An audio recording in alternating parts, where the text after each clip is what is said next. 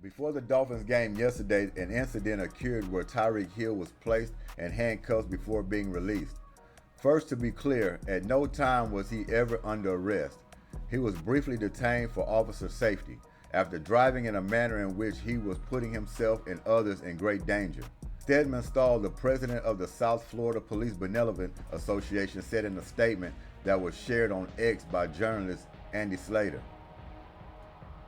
Upon being stopped, Mr. Hill was not immediately cooperative with the officers on the scene, who, pursuant to policy and for their immediate safety, placed Mr. Hill in handcuffs.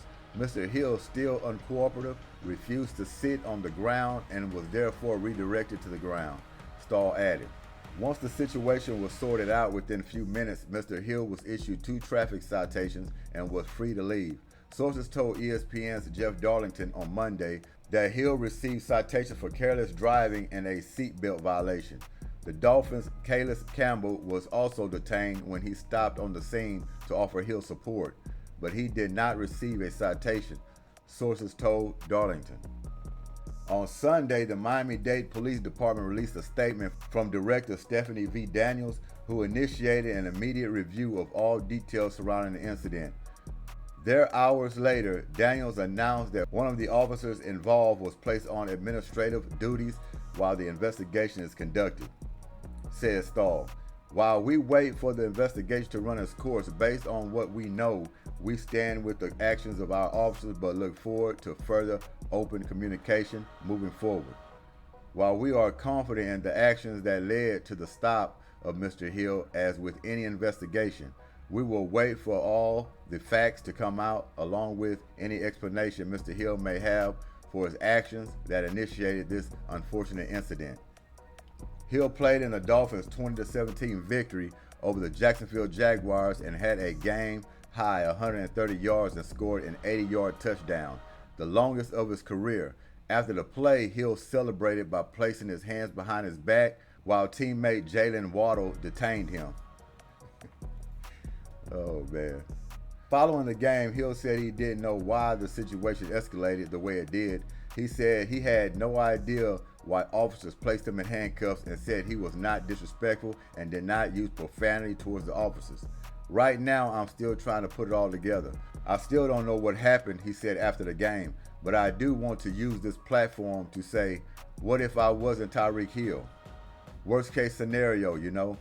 Everybody has bad apples in every situation, but I want to be able to use this platform to figure out a way to flip this and make it a positive on my end and Miami-Dade and do something positive for the community. It's hard. I don't want to bring race into it, but sometimes it gets kind of iffy. Excuse me, boss. You have a text message.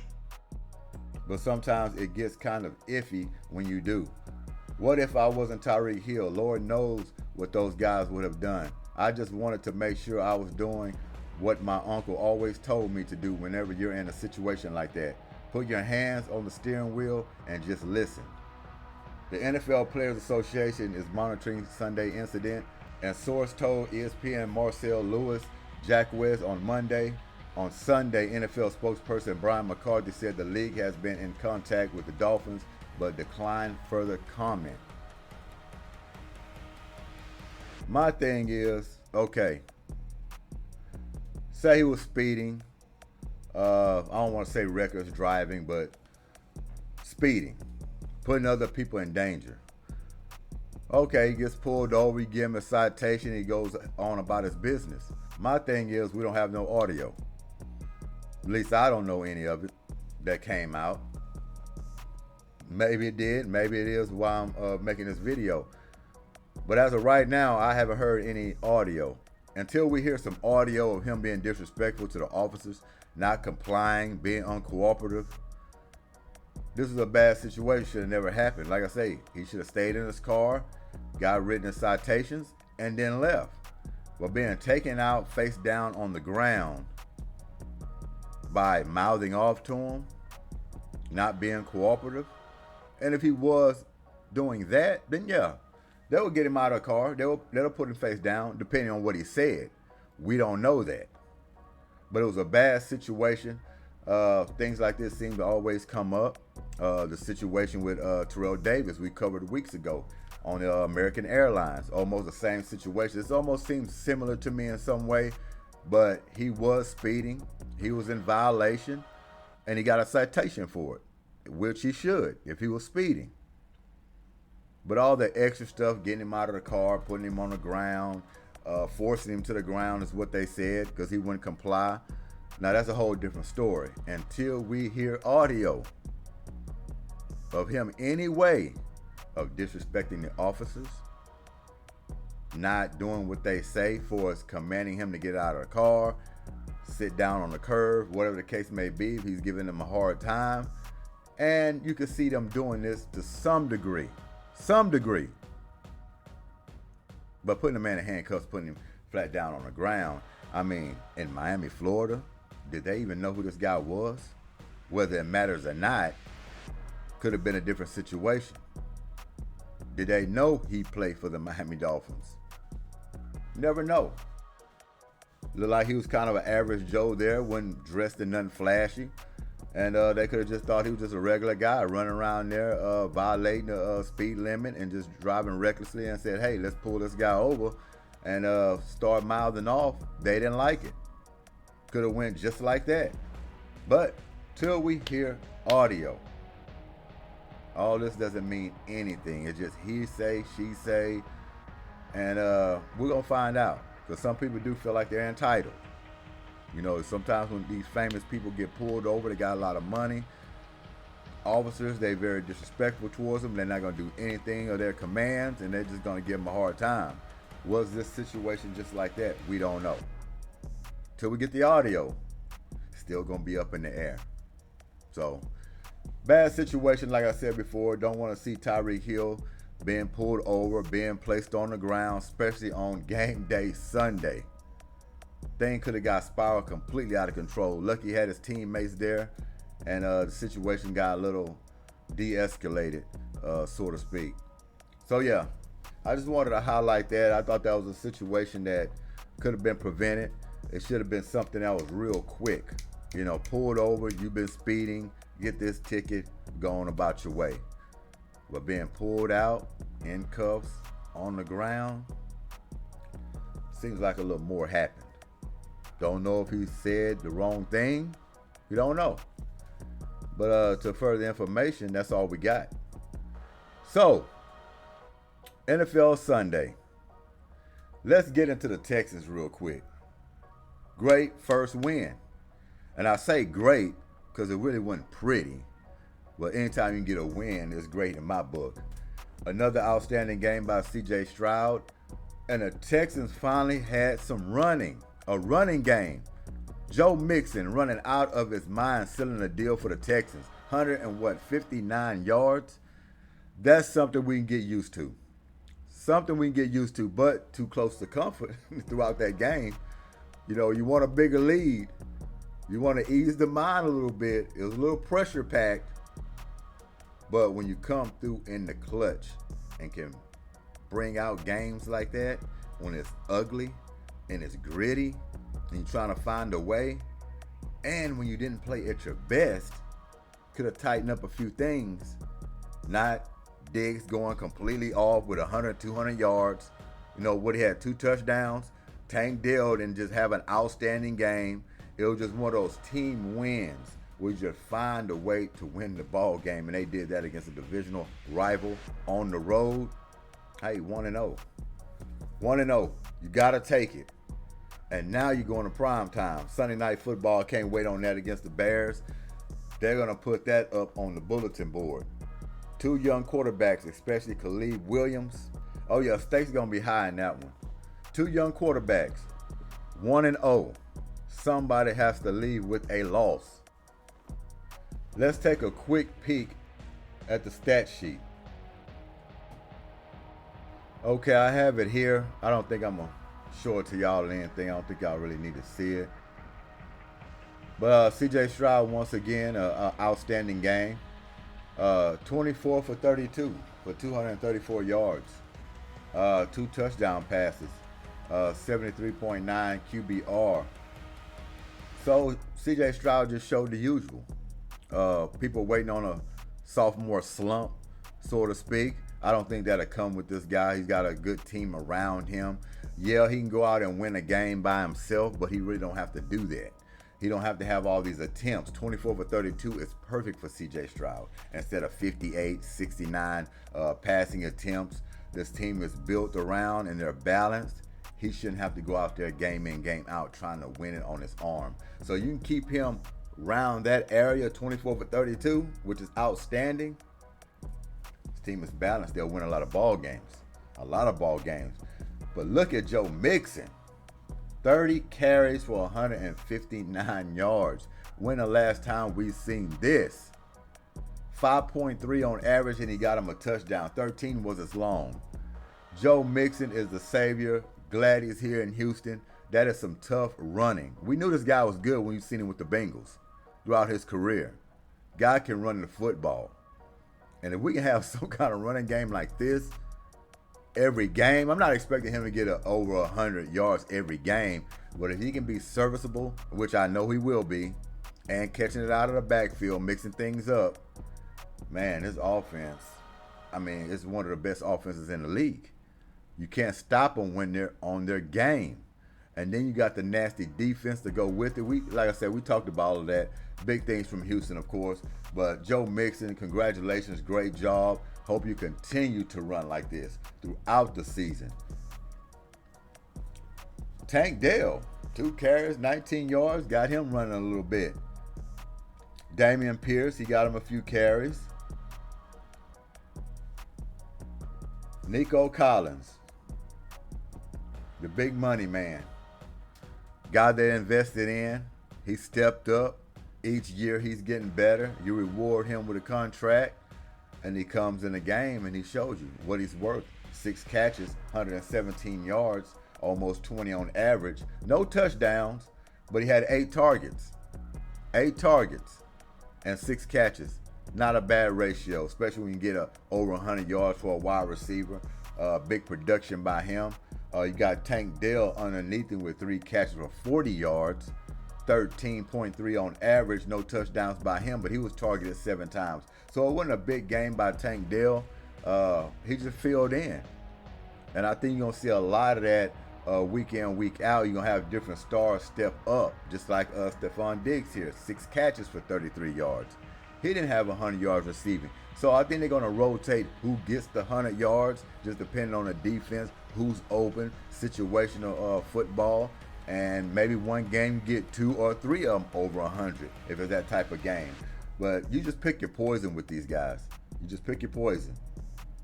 Joe Mixon, he had 3 catches for 19 yards. Small sample size, nothing big, but he's the type of guy that can easily get 70, 80 yards receiving if it calls for that in that game. And of course, Stephon Diggs, even though he had low yardage on receiving, he did get 2 touchdowns. So anytime he put points on the board, it's very valued. It's very valued. But what I like and what was important about that game, Stephon Diggs, I know it's early. The season is early. But for him to have 6 catches, 33 yards, and be happy with it, smiling, dancing, celebrating with his teammates, with him not being the focal point and the guy who's shining up front as the number 1 receiver, and being okay with that this early, I think is a good sign. Team unity, and it's about winning ball games, and he's bought in on that. I know it's only 1 game, but he continues this throughout the season. All we want to do is stack wins. Don't worry about the stat sheet and how your career stats and touchdowns and all that. Don't worry about all of that stuff, just getting wins. I think he'll stay in a good headspace. Dalton Schultz, okay, that one kind of summarized it up for the wide receivers. Henry 2020, 7 tackles, 3 solo by him. Aziz Al-Shaair, he had 5 and 2 solo. Stingley Jr., 4 tackles, 4 solo. Okay, not no real big double-digit in tackles, but those 3 guys stood out. Anthony Richardson for the Colts. 9 for 19. 212 yards. 11.2 on average. 2 touchdown passes. He had a pick. 87.7 on the QBR. Man.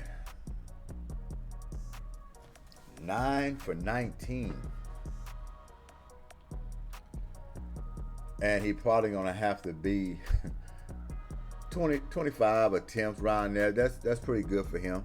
He's really not that accurate. He does struggle on some route concepts and diagnosing the defense. He's real strong, big guy, can use his legs. But I think you keep him low on attempts is going to help him out as a young quarterback. And he's going to be good, no doubt about it. I don't know if he'll be a late bloomer, but he can, like I say, he can make some throws, but he does have problems passing the ball. Like I say, diagnosing the defense. But he stay head fast and keep working on his game. He's going to be great. He rushed for 56 yards on 6 carries and got a touchdown by that. Jonathan Taylor, he was 16 carries for 48 yards. So he didn't produce too much. He didn't even go to the halfway mark. Actually, Richardson outran him. Alec Pierce, 3 receptions for 125 yards. Him catching those big, long bombs. If you're the Texans, you want to limit that as much as you can going in each week. You don't want to give up big magnitude of plays like that. Sometimes out of your control. Sometimes they catch you on surprise, but you want to limit that because when you play these more top-tier teams, you don't want to give up the back end. Not like that. And he had 3 targets and 3 catches. So everything that came to him, he put it down. Small sample size, but big in yardage. 41.7 on average. So really a small sample from the Colts for the receiving. That was the only guy that got over 100 yards. Everybody else, 1 catch, 4 catch. But, you know, nothing that shoots off on the charts. Now when you go to the defensive side of the ball, they had some guys playing huge, big. Nick Cross, 14 tackles, 8 solo. He was everywhere. Julian Blackman, 13 tackles, 10 solo. EJ Speed, 10 tackles, 8 solo. Jalen Jones, 9 tackles, 7 solo. Look at these guys. Zaire Franklin, 8 tackles, 4 solo. Juju Brents, 7 tackles, 3. I mean, all the way down. They was just out all over the field. All over the field making plays. 29-27, Texans win. Like I say, it was a head scratcher at first because, you know, you didn't know which way it was going to go. So you was a little nervous and you knew you wanted the Texans. If you're a Texan fan, you wanted the Texans to win the first game on the road. If you're a Colts fan, you're a little frustrated. You feel like this was in your grasp and you could have got it being so close. Just one play here or there you make.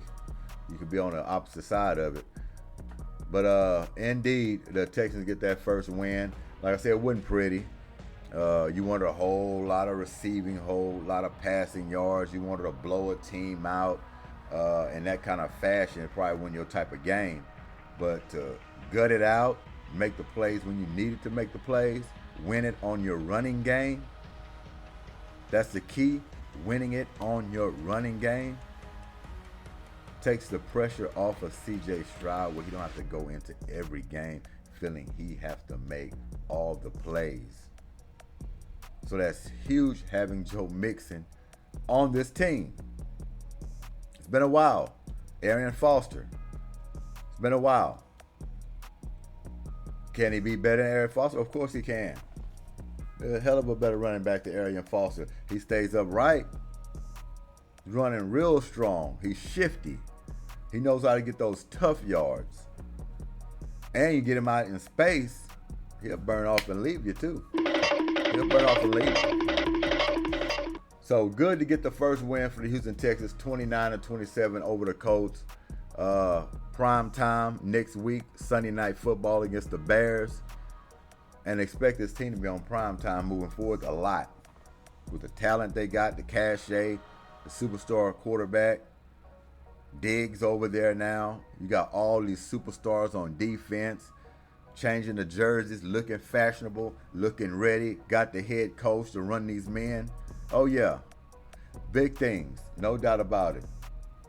So we're going to look at the scoreboard real quick. I don't want to keep y'all too long on this Making It Monday. A lot of things going on. Busy day, actually. But the scoreboard, we're going to check it out real quick. Ravens and Chiefs, Sunday Night Football. Sunday Night Football. And I know what everybody's thinking, but all the heat I've been getting about this Patrick Mahomes, Lamar Jackson situation. And I've said it didn't matter who won this game. Doesn't mean the other quarterback is better than the other, right? And I meant that. But watching this game, you can see my points. The people who are so heavy on Patrick Mahomes saying, oh, he just got this great team around him. He don't be winning these ball games, and a lot of them. Y'all are crazy. Sometimes people want to say, well, it's a team game.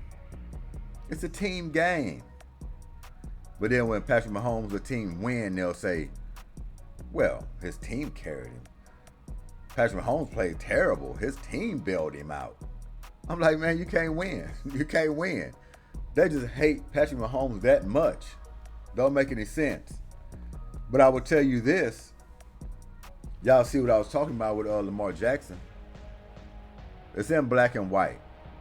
The reason why I make those statements, I told you when it counts the most, he can't make plays like this. This is the first game of the week. The ball is on his court. He has a chance to tie the game. Or better yet, throughout the game, go ahead and win the game. But it just seems like something around Lamar Jackson just keeps on happening. Outstanding player. I told you I don't hate Lamar Jackson. I'm a fan. I like Lamar Jackson. But I'm just stating the obvious. He has problems on meaningful games, sealing the deal. Playoffs or regular season, when a big moment comes up, like when he got sacked in a pocket or strip, fumble. Don't you know he got a history of that seasons ago? Fumbling in the pocket, getting hit, a ball stripped out in crucial moments, games being lost, sealed the deal. Now you got a winning drive, and he missed two guys wide open in the end zone. Now tell me this. Patrick Mahomes on a winning drive. Do you think Patrick Mahomes is going to miss a wide open receiver in the end zone? Think about that for a minute. These things keep on happening to Lamar Jackson. Wide open. And he's a hell of a passer. He can run. We know all of these great things. But it seemed like he just sped himself up, got ahead of himself, got too excited for the moment, ended up just flinging the ball off target. Got wide open.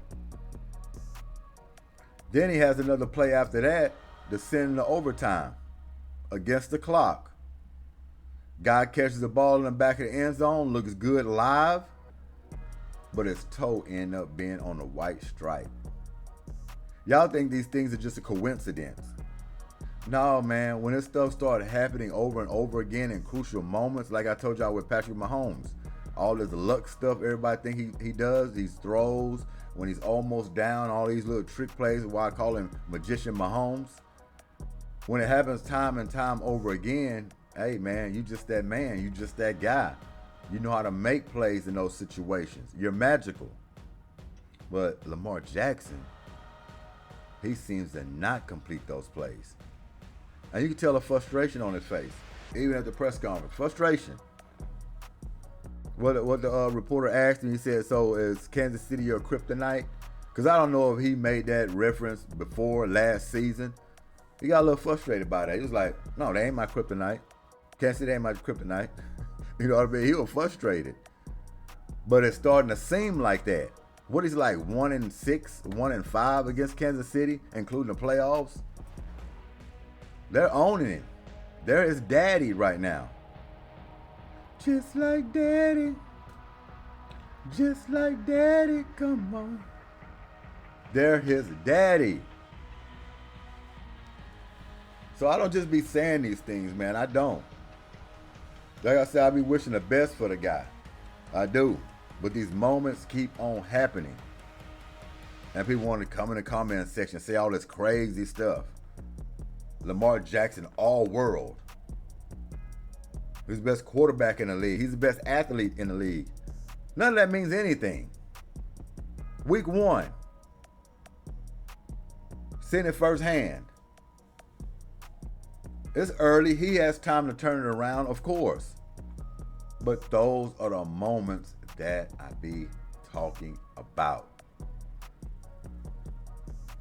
So you know I had to come here and put that out there.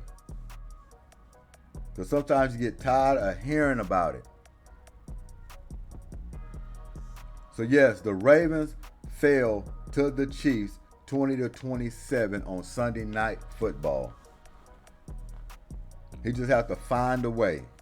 Like I said, it's just the first game of the season. They can turn this thing completely around. But it don't mean that Patrick Mahomes is better than him. It just means Patrick Mahomes better than all of them. Until they knock him out. That game didn't prove anything. We already know what we know. Until the late Denny Green, Patrick Mahomes is who we thought he was. But they are who we thought they were. So that week 1 don't prove anything that what we already knew. Unless you're just a hater and you just want to say Lamar Jackson, Lamar Jackson, Lamar Jackson, Lamar Jackson. Well, you keep on Lamar Jackson, Lamar Jackson, Lamar Jackson and find a way to flop in the playoffs. Oh, that's not good.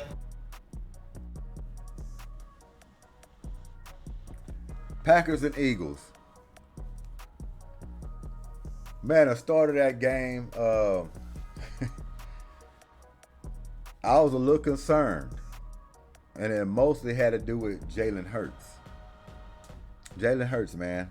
Luckily, he made some key plays down the stretch to seal the deal. Some key throws, key runs. But I was concerned with him. Like I said, there's a lot of pressure on the guy and this team all the way through. I'm just glad he found a way. But I am still a little bit concerned about Jalen Hurts moving forward. The guy need to be in the right headspace. I don't know what's going on. To me, he holds on to the ball too long. Kind of like Shadur Sanders for Colorado. Kind of like, in times, Lamar Jackson. Sometimes you can just wait and wait for a big play and it just never comes, and that's when you have the strip sack. That's when you end up running for your life and then getting sacked or ran out of bounds with no yardage or thrown across your chest like Jalen Hurts did, getting the ball picked off. Because not only the fumble, you threw the interception. Yeah, I was concerned because he was doing things you're not supposed to do. Throwing across your chest, scrambling into nowhere land to like, what did you see? What did you see? And luckily, this Eagles defense that looks like it's getting back to the old defense that we had for decades, especially under Jimmy Johnson. Well, it'll never get back to Jimmy Johnson, but you get my drift. Jimmy Johnson's defense. The Eagles won games off of their defense back then. Offense didn't have to do too much of anything.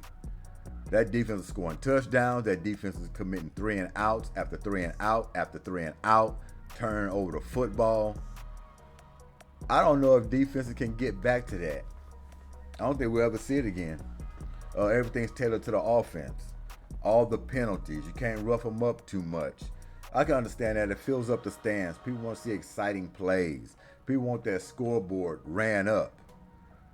And to be honest with you, this kickoff rule that they implemented now, this new, it caters to scoring points. Because it don't matter where you kick the ball, it seems like you're getting a boost to the 30-yard line, to the 40-yard line, or an opportunity to run it all the way back for a touchdown because you can't move until the guy actually catches the ball and run, and you're not getting a full head of steam to get into your block to pancake somebody or at least dislodge them to create an opportunity to get to the runner quickly. Now it's kind of just stand there, you're flat-footed. By the time you try to go and run, guy done zip right past you. He done hit a key hole and he's gone. He's gone. So it's catered for points now. And defenses are being handicapped. You have to play perfect defense to stop these dynamic offenses in the NFL these days. No doubt about it. So when you have a great defense or you actually stopping a team, you've earned that. You commit a 3 and out, you've earned it. You get an interception, you earned it. They mean a whole lot the way these rules are catered. So yeah, man, it's outstanding. Do I like it? It depends, man. Like I say, you want to keep the product on the field. You had to turn that nasty game, that violent game over some way to keep people healthy and on the field. I understand that. So it's kind of, it helps and it hurts at the same time. Jaguars and Dolphins. 20-17. Dolphins beat the Jaguars. Dolphins were at home. Tyreek Hill situation, we already covered that, but he had a big touchdown play. The celebration was a little on time, I guess you could say. But yeah, crazy stuff, man. But the Jaguars as well. Even though they're in the Texas division, I have to keep saying that. Because anybody in the Eagles division, Texans division, I have to look at them with a side eye just a little bit. But they're a good team. They'll find their way. Cardinals and Bills. The Cardinals fall to the Bills 34-28. Josh Allen, you got you one. I see. You got you one. I guess we could say you got that little semi-monkey off your back. Stephon Diggs is no longer with you. It's good to see you get a win. You have to stack plenty more of them. Cardinals. Did I pick the Cardinals this week? I'm trying to think. Probably did. I probably did. So if I did, then of course I dropped that one. Badly. But it's okay. As long as I still above that 500.